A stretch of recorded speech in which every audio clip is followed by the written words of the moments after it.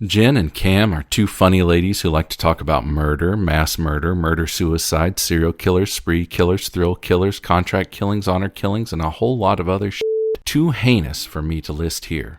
If you're disturbed by this sort of content, you may want to listen to something else. And if you're a child trying to listen to our true crime podcast, well, you better ask your mama.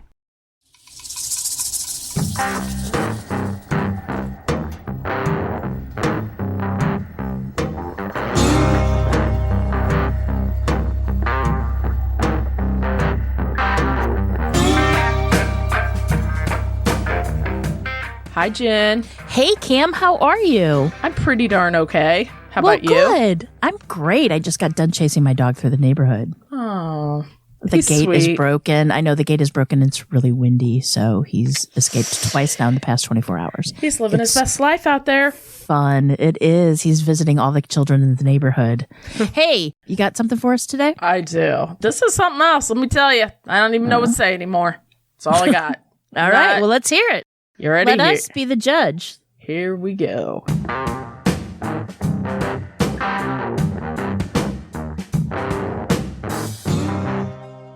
It's December 23rd, 1999 in Easley, South Carolina, which is located right outside of Greenville, for those of you familiar with that area or not familiar. People were getting ready to celebrate the holidays by cooking and cleaning and wrapping goodies for loved ones. One of those getting ready to welcome family for a celebration was 87-year-old Martha Browning. Now, Martha was always a hard worker and actually started working at just 12 years old at the local mill. And for those of you not from around these parts, pretty much a lot of the South Carolina area was very popular for textiles and mill work. Mm-hmm. It's kind of what they were known. But anyway, she started working at 12 years old, which I just can't imagine. That's what I was just going to say. Mm-hmm. Crazy. Like most grandmothers, Martha loved her family and feeding them until they burst. As Martha was prepping for company, her 34-year-old granddaughter, Deanna Tinsley, came to town a bit early to help her out. Others would be arriving throughout the day. Her home was always a place of love and welcomed anyone that wanted to come by. As the two of them were taking a moment to relax before the hustle really began, a man walks into the home and sits down in what used to be Grandpa's chair. Now, Deanna doesn't really acknowledge the man, thinking that Grandma Martha knew him. The three actually sat in silence, watching the TV for just a bit. The man was calm and relaxed. Finally, Martha broke the silence and asked her granddaughter if she knew the man. Deanna simply said, "No, I do not." Martha turned to the man and asked who he was. He looked at her. Funny, but not funny. No, I know. I'm in shock. Crazy. Yeah. So he looked at her and he quietly asked, "Have you been watching the news?" Not what you want to hear. It was becoming clear this man was not a friend of theirs. Then the man inquired who else would be coming to the house that day. Fear was creeping in, as they now knew he was not someone bringing holiday cheer, and they were in danger. What they did not yet know was that this man was at the end of a violent crime spree, and these ladies' lives were in his hands. The stranger Holy hell. Could you imagine sitting there, you're ready, No. you're doing holiday, and just somebody comes in and sits down? What? No. Easley's a pretty small town, too, by the way, so it's like, it's Well, the fact that somebody walks in and you don't automatically turn around and say, greet them, I don't know. It's unreal. I think Deanna was thinking Grandma knew him, and I think Grandma was thinking Deanna knew him. So they were just kind of waiting for one of them to break. To talk and say, hey, no. That's creepy. So the stranger had a gun, and they could see it sticking out on his side. It was kind of like in his waistband. He was not nervous, but strangely calm. Martha had a life alert device. I think that's what those are called, where you can wear it around your neck. And then if you would fall or need some help, you hit the button and automatically 911's called and emergency personnel come to help out, right? A lot of the older folks have those. So she has one around her neck. And the man didn't take long to figure this out. So he went over to Martha, held up a knife to her neck, and sliced the device off. So that would have been a quick way to get people there, but that was not the case. Jesus. Finally, when asked who he was, yet again, the man began to tell them a story, but it was not all of the story. He admitted he was on the run from police because there had been an accident. That's what he called it. Just an accident. Not really an accident. Several accidents, but we'll get to that. The stranger began his story saying he was from the state of Washington originally, and that he came to South Carolina because he was following a woman with whom he fell in love. He said that they had planned to be together, but that she had an ex-husband, and because of this, it was complicated their relationship. He then said, with chilling clarity, that he had to get rid of the husband, and it was stated in such a manner to imply that he had already taken care of the ex-husband, because his girlfriend did not want her ex to get full custody of the child. And that's what the ex-husband had started plans.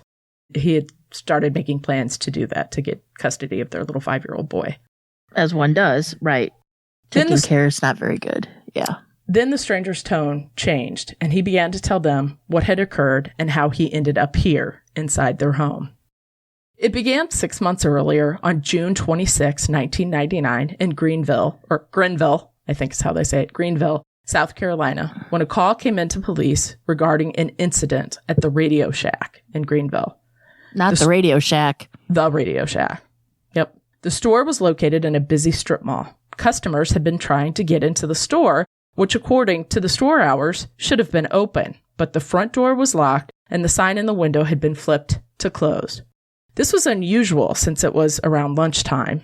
Obviously, it should be open. Perhaps there was an emergency. Anyway, people were trying to get in.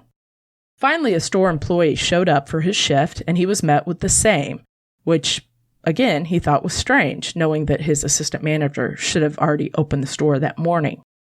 The employee used his key to enter the store, and he made his way back to the break room and office. In the back of the store, he came upon a horrific, bloody crime scene. Strapped to a chair by zip ties was a 22-year-old store manager. I believe he was the assistant manager, Jonathan Lara, whose mouth had a strip of tape on it. His throat had been cut. Scared and in shock, the employee ran out of the store, unsure if the killer may be hiding, preparing to attack him as well.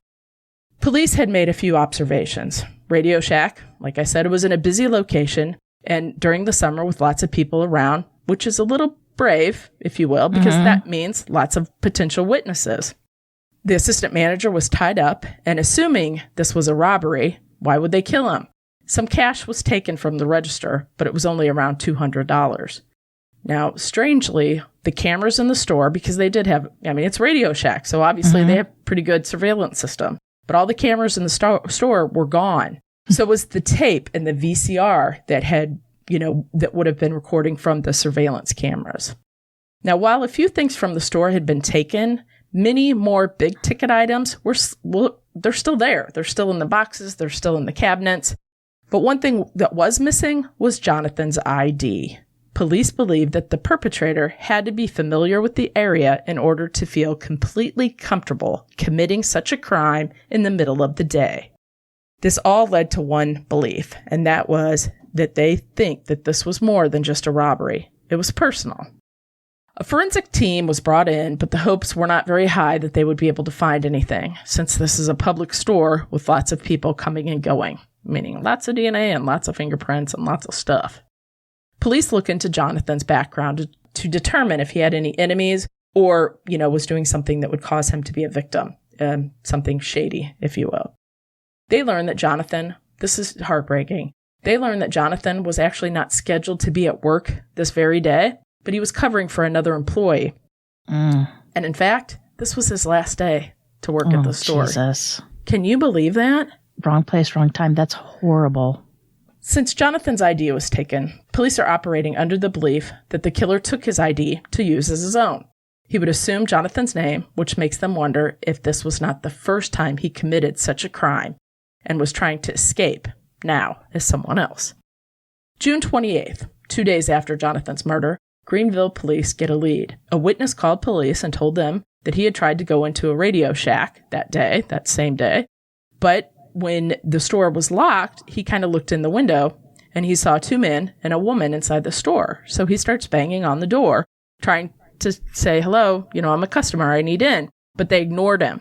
So he decided to just run a few errands at nearby stores and then come back to Radio Shack. When he came back, the closed sign was now up and no one appeared to be inside the store.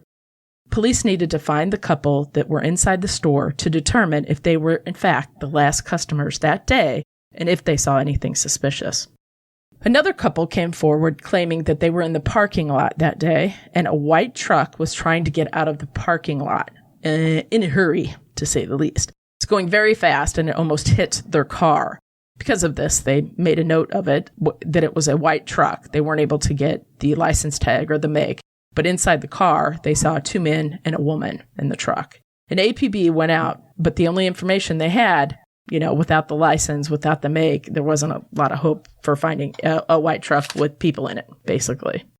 There's a lot of white trucks around, though. That's what I mean. So Yeah. you're not going to get very far. But Yeah, it's going to take you a long time. as police are holding their breath and waiting, another crime similar to this one occurs in Orangeburg County, South Carolina. This time it was a pharmacy that had been held up, and the employee had also been zip-tied and had their mouth taped with duct tape. However, they lived. Once again, it was a white truck with 2 men and a woman. They also learned that the suspects were using two-way radios to communicate with each other. And this is interesting since two-way radios were actually taken during the Radio Shack robbery. Police track down the vehicle, which erupts into a high-speed chase. Shots are fired between the police and the suspects. One of the suspects was actually killed, but the other 2 are taken into custody. Investigators now need to know if these 2 are the ones responsible for the murder of Jonathan. After detectives started talking to the suspects, it was clear that they weren't the ones that murdered Jonathan. Certain things didn't add up. The two-way radios, for instance, were not Radio Shack brand. They weren't the kind that were missing. Their phone records were checked and indicated that they had not been in the Greenville area on the day of the Radio Shack robbery. So that lead evaporated. Desperate to make some leeway on Jonathan's murder, police reach out to a criminal profile, hoping to get an idea about what kind of person would commit such a crime. The profiler told investigators a few things about the crime.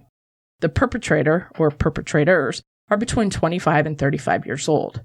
They knew that they would be committing murder that day, and they were prepared to do so because they brought everything that they would need with them.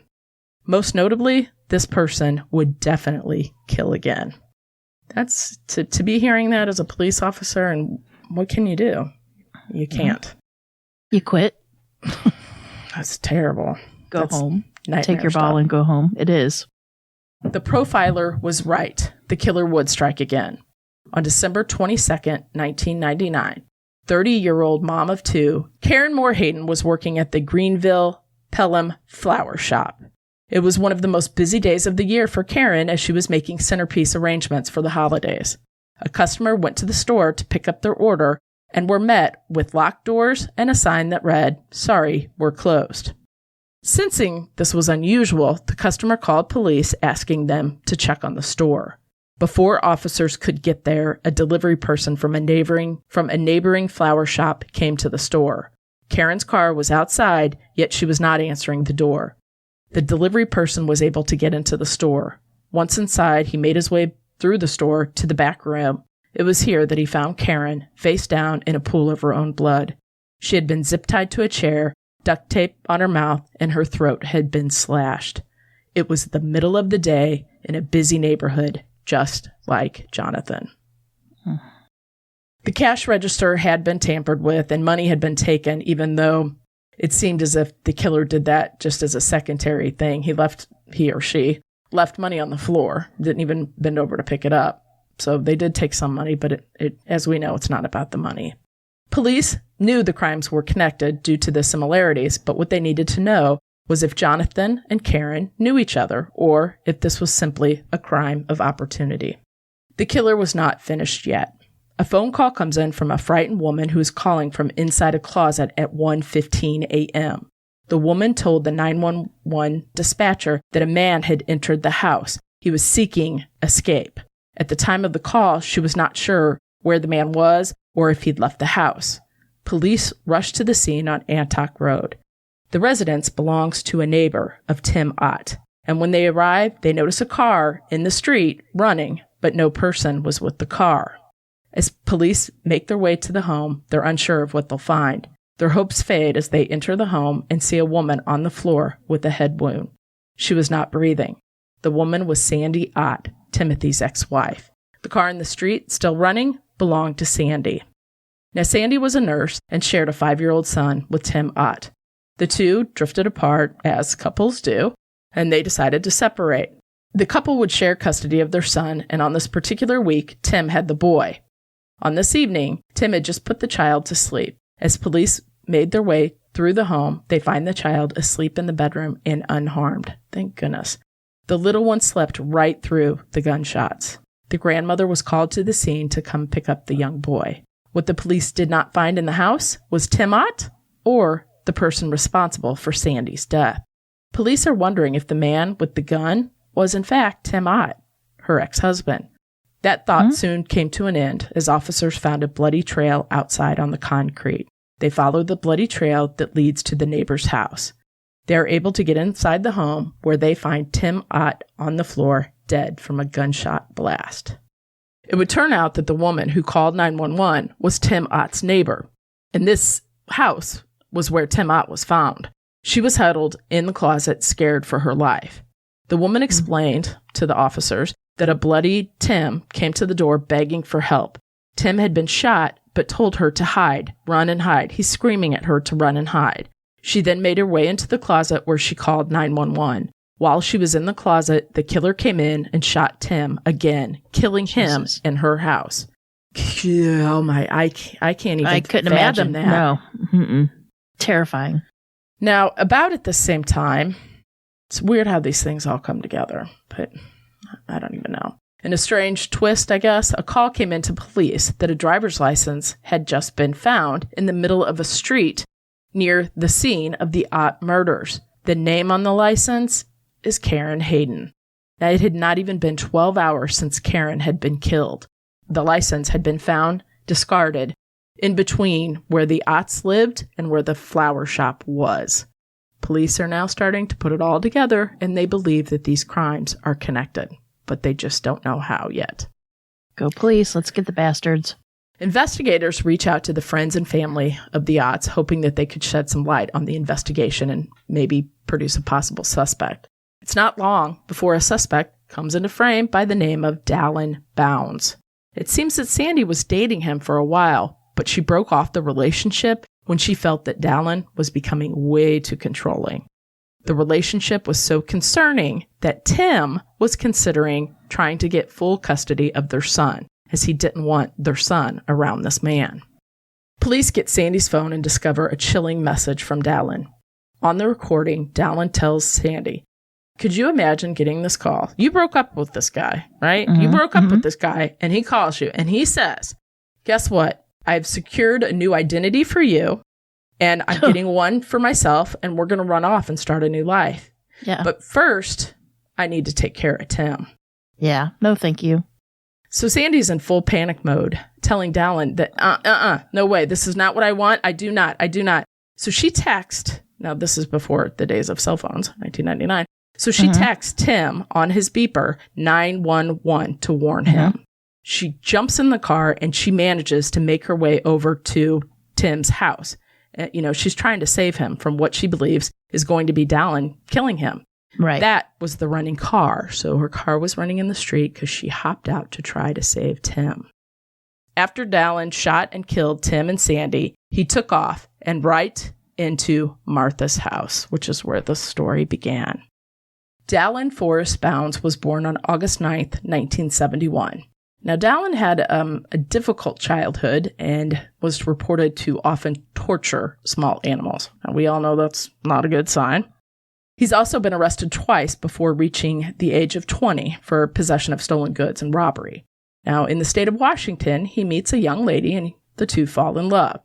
Now, she was only 18 at the time. I'm leaving her name out of this because I think it's the best thing to do. Doesn't matter, right? She was only 18 at the time, and she was head over heels for Dallin. When the young lady asked her parents permission to marry Dallin, well, they didn't care much for that idea or for Dallin, matter of fact. Wonder why. So the couple, sometimes parents know, you know what I'm saying? They do. They know. That's 6 cents. So the couple runs off and gets married. Now, wedded bliss would not last long as she got pregnant, and instead of being the doting husband, Dallin started a string of affairs. When his wife would ask about this, because I think one would. Ask about these other women or where he had been. He beat up his pregnant wife. Oh, son of a bitch. When she finally had enough, she stood up for herself and told him she was going to leave him. He reacted by choking her until she passed out. When she came to, he told her he knew what to do with the dead body. A year later, Dallin would file for divorce. Thank goodness. So she did not leave him. I'm sure she was scared for her life. Oh, I would think so too. And as parting words for his now ex-wife, I had planned to kill you, but I couldn't find a spot to dump your body. Oh, what a son of a bitch. Chilling. She couldn't have been more than 20 when that happened either. Oh, you know super what I mean? young. If she was maybe 18. Not even. Yeah. Yeah. They stayed together for a while, but I'm sure she was scared to death. In a quest to start a new life, or look for new victims, however you want to look at it, Dallin Bounds moves to Greenville, South Carolina. And it was here that he met Sandy Ott and forever changed so many lives.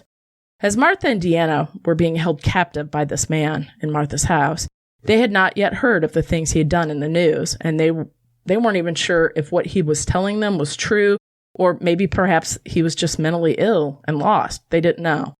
They did remark that he was always very calm, which is super frightening.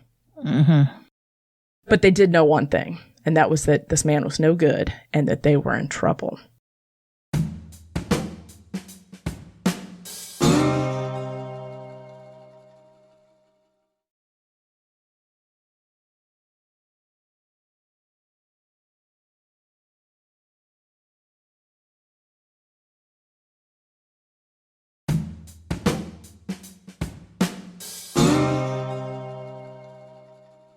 Deanna would say that her grandmother remained extremely calm, which in turn kept the situation much better. I would not be calm at all. Maybe the age was on her side, that she was just like, I don't know. It's frightening. When Dallin told them that he'd been on the run all night and was exhausted and hungry, the elderly grandmother offered to make him some food. Deanna remained on the couch near Dallin. Dallin was in the chair. As Martha was making food, she happened to glance outside and she saw the neighbor. And what I can only imagine would be a bold move, and I don't know if I'd do it. She stepped outside very quietly, and she motioned to the neighbor and whispered, "There's a murderer in here." And that's it. Went back in the house. I mean, that just gave me chills. I can't imagine. And as the neighbor, you're probably thinking, wait, what? What did you say? Did I hear that right? Dallin had heard her, Martha, speaking, and asked Deanna who she was talking to. And thankfully, and oh so quick thinking on her part, Deanna said, "Oh, she's just praying." And he bought it. I know. Pretty smart, right? I would be very that smart. I'd be like, I didn't hear anything. What are you talking about? The neighbor, unsure of what to make, comes over to the house, and he, again, because I guess you just don't think about these things. So he comes over to the house and he kind of sneaks in, and he can see that Martha's making food. Deanna's sitting on the living room couch, and in the chair, he can see the back of the head of a man. And the looks on their faces, Martha and Deanna, told him all that he needed to know. He crept back out of the house very quietly in order to call police. I'm kind of thinking at first he didn't really believe him. He just wasn't sure. And he marched over there. Like they were joking, because that's what you would joke about, right? Not that you would joke, but just like, did I not, I don't know. Did I hear you right? You know, I think most people would not, just not what comes to mind on Christmas Eve. No.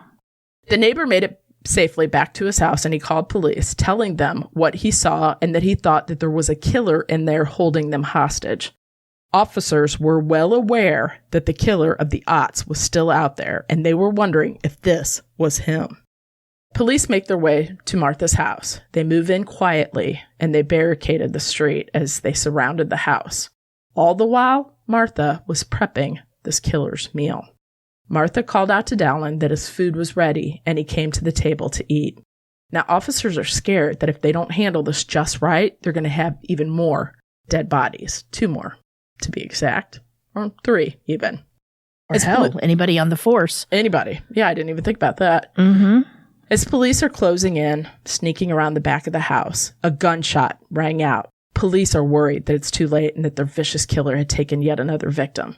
But as officers waited for more, there were no more gunshots. Thankfully, there would only be one person to die, and that would be Dallin Bounds by his own hand. Wow. As Dallin was sitting at the table, he saw a uniformed officer outside. Which, thank God, though. Thank God, because this could have went the other way. It could have. He saw the uniformed officer outside. He took the gun out from his waistband and brought it up to his head and pulled the trigger. Officers rush in, and they find Dallin Bounds on the ground in the kitchen. The ambulance came and transported him to the hospital, where he was pronounced dead. The vicious crime spree was over, yet questions remained. In Dallin's pants, a note was found. It said, quote, "Forgive me, Sandy. What were we doing? Why were we doing it? That's it." What? Investigators. I know. Got a mouse in your pocket, Dallin? Something. Investigators now have to put together these crimes and find out if and how they are all connected. Police wonder if there really was a woman connected to the crime, the first one, the Radio Shack crime, and who the woman is, since there was a woman seen at the Radio Shack murder of Jonathan. Now, this is going to be difficult to determine since all the people that could possibly answer this question are now deceased. Detectives come up with a theory. What if Dallin Bounds killed the Radio Shack employee Jonathan to steal his identity and then killed Karen Hayden for her identity so that Sandy and Dallin could run off together, but not as Dallin and Sandy, but as Jonathan and Karen? It was a stretch, and they needed proof, or at the very least, more information. At this point, they weren't even sure Dallin was involved with the murder of Jonathan. That hadn't really come up yet. They were having trouble connecting the dots. Then, an anonymous phone call came in to police. Thank you, anonymous man. The man called in to say that he knew a woman by the name of Cassandra Laster, and that they were friends. Not only were they friends, but that she had been a roommate of a man by the name of Dallin Bounds. Shocking still was that Cassandra was present during the murder of the Radio Shack employee. That was exactly what they needed to prove that Dallin Bounds was, in fact, responsible for the murder of Jonathan. But now they needed to get to Cassandra. But they have to find her first. Officers get a warrant for the apartment that Cassandra and Dallin had shared and found some interesting things, if you will. They find a bag full of items, such as duct tape and zip ties.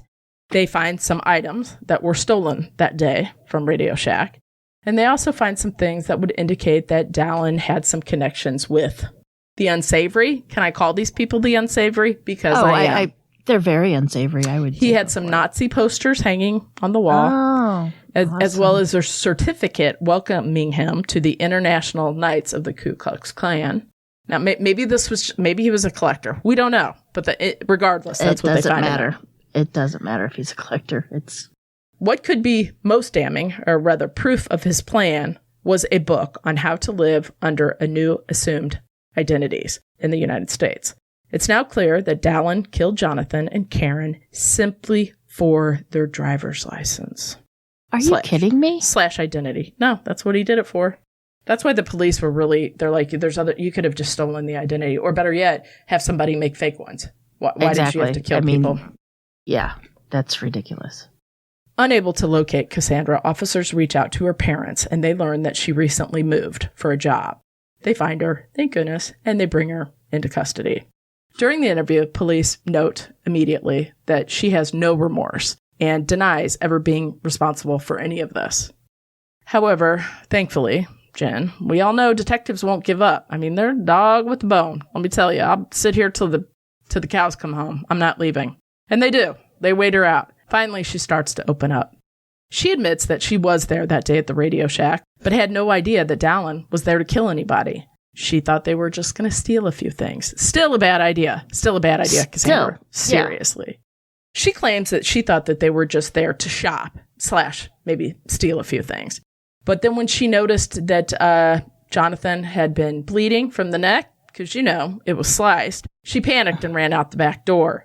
She claimed that she was scared, and that's why she failed to tell anybody, namely the police. Meaning that Dallin had murdered Jonathan, right? She didn't. And she was probably scared of Dallin, correct? Yes, but she lived with him. Also, I think she liked him. Like, she had feelings for him. She was in love with him, and he was not. He was not, because he liked Sandy. Cassandra Laster would be charged with accessory to murder. During the trial, Cassandra would testify that Dallin had told her that he had killed Karen Hayden. She also said that after Dallin had murdered Tim and Sandy Ott, he placed a phone call to Cassandra to tell her that he had just murdered them both. It was all now confirmed that Dallin Bounds killed all 4 people that he was, in fact, suspected of killing. Cassandra Laster was found guilty of accessory to murder and was sentenced to 15 years. She is now out of prison, and nobody really knows where she is. I'm sure she's living under what? That's right, a new identity. Because she doesn't want any of this to know. And hopefully she got one of the new identity, at a halfway decent. Maybe she just stole legal. Yeah. Instead of murdered for it. Yeah, exactly.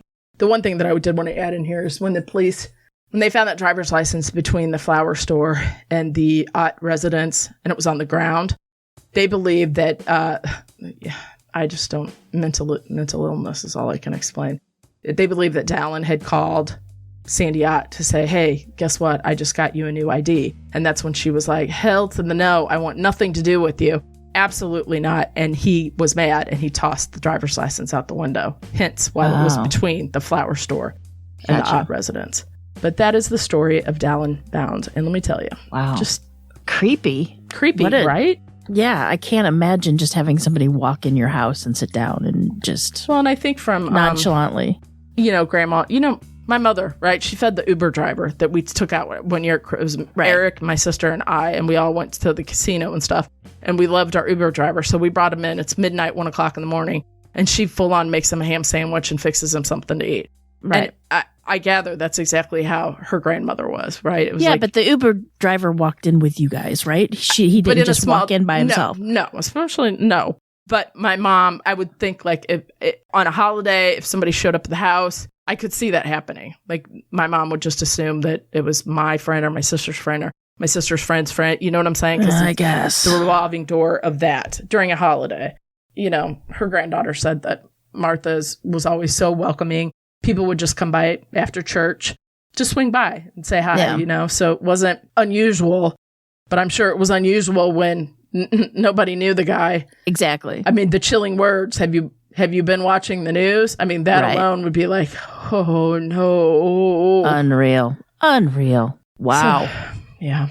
Terrible. And I had never heard of that little story. So I just kudos for Deanna and Martha for keeping their cool, because that could have ended much, much differently. And I don't know if I would kept my cool. And I'm sure they were panicking because it was holiday season. There was people going to come by. And, he asked who's going to come by. And I'm sure in their head, they're like, this is going to be It could be anybody. Yeah. Anybody could swing by, right? If it was a holiday.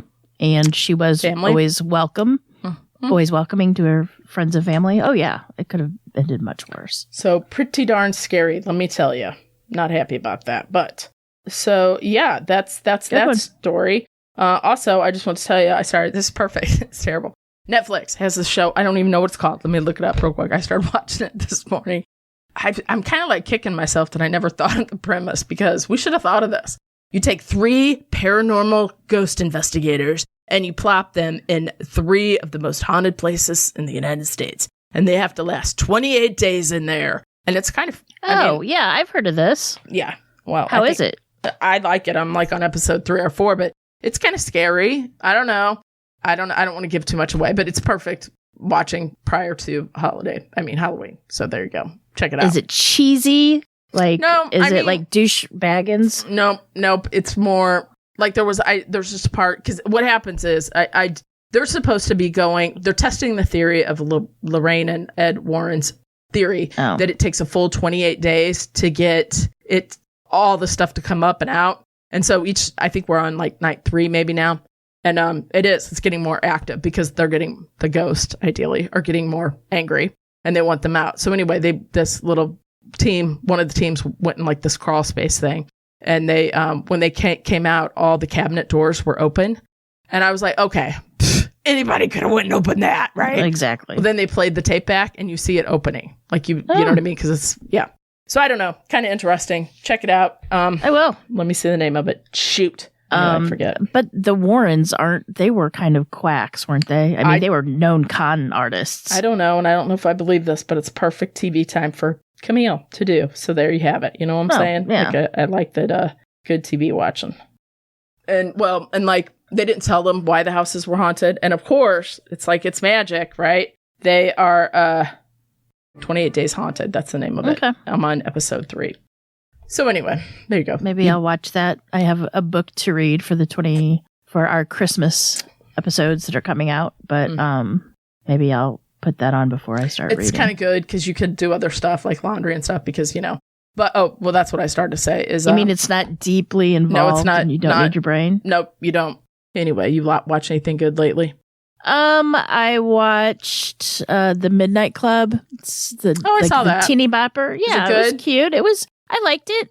I watched, I think it was last Sunday, I guess. Just kind of cuddled up, and that whole entire household was tired, so we just sat in front of the TV and watched the whole day.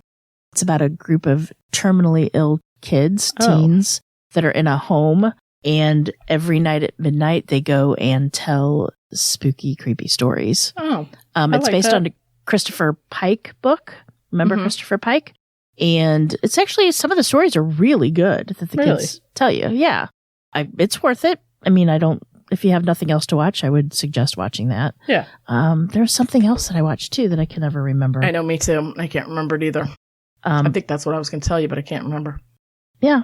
But no, I liked it. I enjoyed it. I thought it was fairly well done. All the kids are super cute in it, of course. And that's a mashup of, what is it? The Haunting of Hill House, Midnight Mass, and one other show. The actors from all those are in that movie.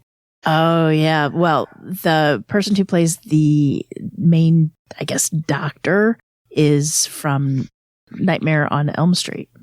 That's that one. Yep, the girl. Yep. So, yeah, I enjoyed that. It was good. My husband even liked it. There's one story that was told that he's like, oh, man, I want them to do a whole movie on that. That would make an excellent movie. And it was, of course, the one that I really was like time travel, of course, yes, kind of stuff. But no, it was good. I enjoyed it. Guess what? It's Halloween pretty soon. I know. Can't wait. I miss the days of not getting dressed up and stuff. Makes me sad.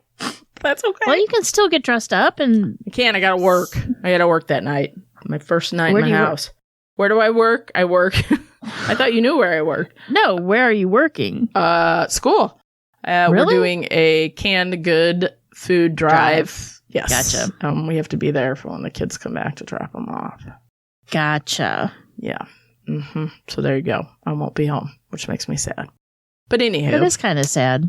Right? For Halloween, that's kind of... Well, it's my first night, our first Halloween in this house. So I don't like, is it cute? I would think the neighborhood would be pretty good because it's kind of flat, I don't know.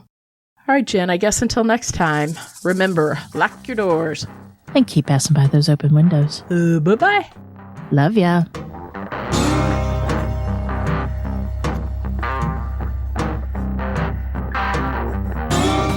Today's episode was researched and written by me, Cam. For more information about this episode, as well as all the sources I used, please check out our show notes or the podcast website at ourtruecrimepodcast.com.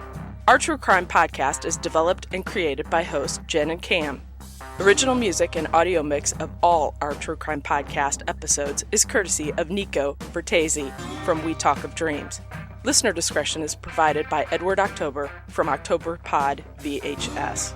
Our True Crime Podcast is executive produced by Nico Vertesi and Dick Vane. Make sure to like and subscribe to Our True Crime Podcast wherever you listen to your podcast.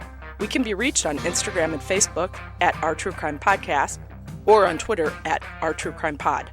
You can email us at ourtruecrimepodcast@gmail.com. If you really like the show, make sure to check out our Patreon at Our True Crime Podcast. Our True Crime Podcast is an OTC production.